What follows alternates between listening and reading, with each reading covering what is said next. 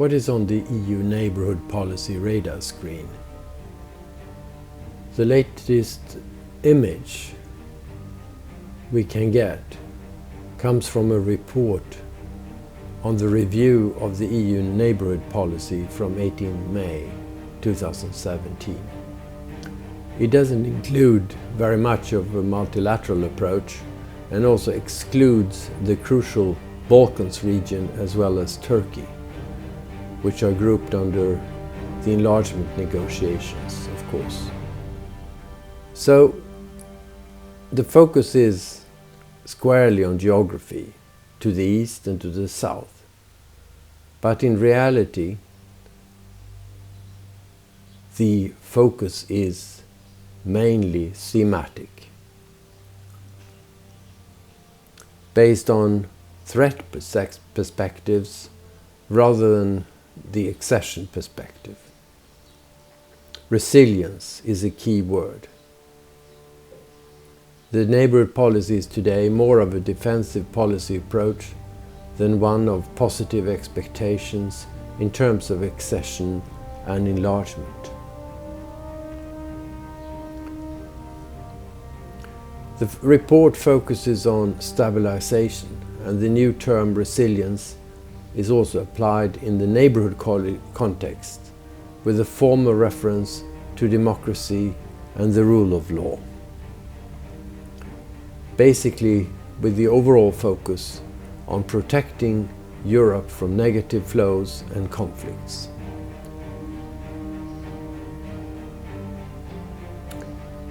Terrorism and migration, the fact that 5 of the 6 eastern neighbourhood countries are affected by conflicts, also related to Russia, of course, and several of the southern ones as well.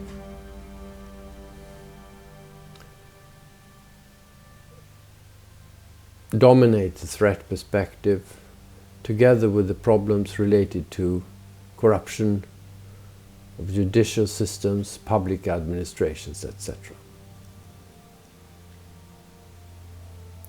So strategically, there is a reference to the global strategy and to the role of the EU on the global stage, to the importance of Agenda 2030, sustainable development, and its sustainable development goals. But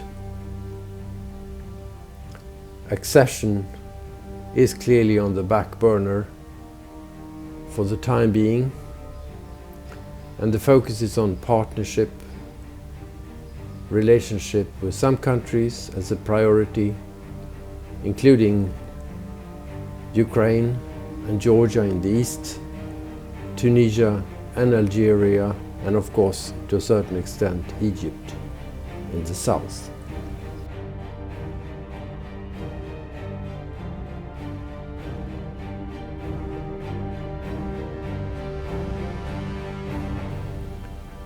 So again,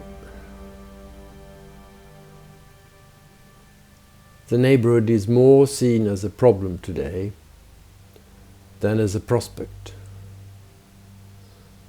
At least this is a picture one clearly gets from the current report, which is addressed more to European citizens than to the neighbourhood itself. Because the question is, what hopes this program gives for the neighbourhood? To what extent is the EU projecting a positive image of its ambitions to the east and south?